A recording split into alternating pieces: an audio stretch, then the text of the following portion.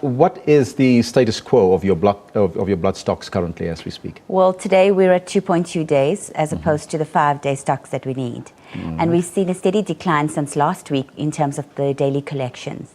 As you mentioned, 3,000 units of blood is what we need daily. Are we facing a blood shortage crisis perhaps here?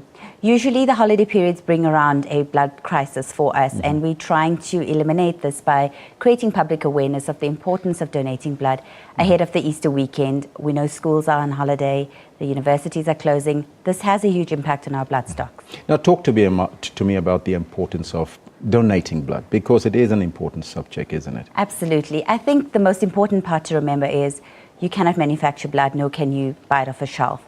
It is really from the goodwill of the public that we are able to offer the service to patients. So it's the public's generosity, their volunteerism, and their ability to make this an effort, a great need for charity, to adopt this cause and do it consistently.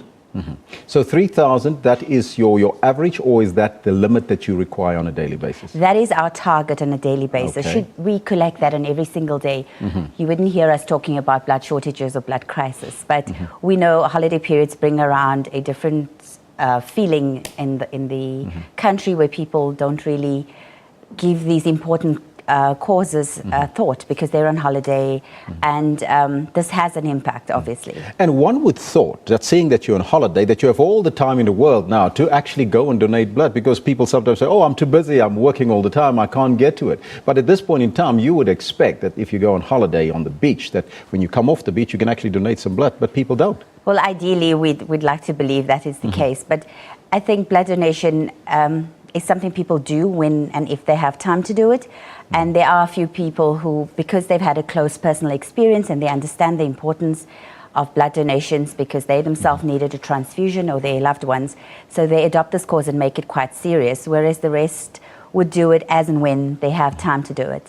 How easy is it to donate blood? Well, it is quite simple. I know there's fears around it in terms of fear of needles, etc. But the requirements to be a donor is really, but you need to be between the ages of 16 and 65, weigh a minimum of 50 kilos, and obviously be in good health, live a sexually safe lifestyle. If you meet those minimum requirements and you want to donate blood, when you come through, you'll have to fill out a questionnaire. This looks at your lifestyle and your health, and should all of that meet the requirements, we check your iron level and your blood pressure on the day. And if that is met, then you are well enough to donate, and it takes about 30 minutes to do that. So you must be healthy also to donate. Absolutely. I mean, some people would love to donate, but they deferred for various reasons because they're on chronic medication or they have high blood pressure, whatever the case might be. But you'll only know whether you actually meet the requirements by giving us a call or visiting us. How often can a person donate blood? You can donate blood once every 56 days, so that's in essence once every 2 months.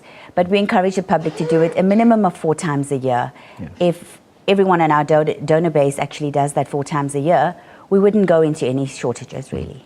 And 4 times a year is not too much. I mean, it doesn't take too much of your time, does it? How long, by the way, does it take to donate? Well, like I said, the whole process takes about 30 minutes, so you're looking at about 2 hours in your entire year, and your 1 unit of blood can save up to 3 lives. Now, where can people donate blood? Because I see the South African Blood Service all over the place where I go. I don't know where other people go, but I do see you guys all the time. We have 87 fixed donor centres at shopping malls and centres around the country, but we often have mobile blood drives, especially over the holiday periods and weekends, at shopping malls. And this so you is go really, to the beach as well, eh? Well, not really, but you'll find a shopping mall close by that we might be based at whilst you're there. So it's really finding out when are we next in your area. And we offer this mobile donor service to make it more convenient for people, because you will go shopping or you may go for lunch to a mall and you'd see us there, and there isn't really a reason why you shouldn't. Now, when speaking to South Africans in general, what do you think is the main reason why they do not donate blood? I think it's various factors. Many people don't quite get the importance of donating blood. Like I mentioned, if you've had a personal experience or you yourself needed a transfusion and you knew how important that blood transfusion was for your survival or your loved ones, then you understand just how vital it is to offer a donation as often as you can. But if it's just something you have no interest in, you wouldn't actually tune in to understand that if you're well enough, you can make a difference to people's lives. There was some controversy some years ago about gay and lesbian donations. Was that sorted out? Well, yes. Previously, men who had a sexual relationship with a male were deferred for a period of 6 months. And we've since reviewed, obviously, that policy in terms of the South African environment. And as of May last year, it doesn't matter whether you're heterosexual or homosexual, you need to be in a monogamous relationship for more than 6 months to be eligible to donate blood. Now, moving forward, if you had to talk to South Africans this morning and ask them, what is that question that you would pose to them, and what is your plea to them out there for the Easter holiday coming up?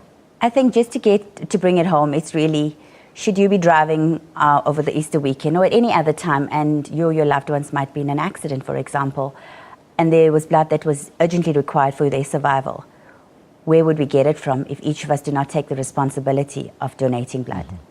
There's various types of blood, right? Can you explain that for us? And what is the most popular one that you require? Well, the four most common groups is A, B, AB, and O. And generally, when we go into shortages or crisis, it's really around the O blood group. And this is because an O blood donor is a universal donor. So in emergency cases, and doctors do not have a chance to find out what blood group a patient belongs to, they would generally request for O. So the demand becomes a lot higher. So if we don't get enough people donating O regularly, they often would create a shortage or a demand for it. So if you're a blood O type donor, then you should actually be there. Absolutely, and most often as regularly as possible. Where can people get in touch with you if they need to donate or if they have some questions?